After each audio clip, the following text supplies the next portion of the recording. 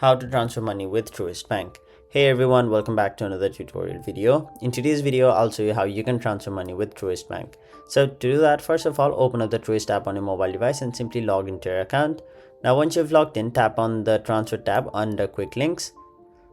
After that, you'll be provided with the list of all of these different options over here, such as transfer between my accounts, send money with Zelle, or transfer to another bank account. Now whichever option you choose, you'll have to first of all select from which account you'll be sending your money from. So in my case, I'll simply choose my checking account, then tap on the option continue. After that, you'll have to select to where you will be sending your money to. So it may be to your own accounts, to different bank accounts, to different person, or you can also send money using Zelle. Now once you've added the recipient, simply enter the amount, the frequency, the date, and if you want, you can also add a memo, but this is completely optional, so you can skip this process.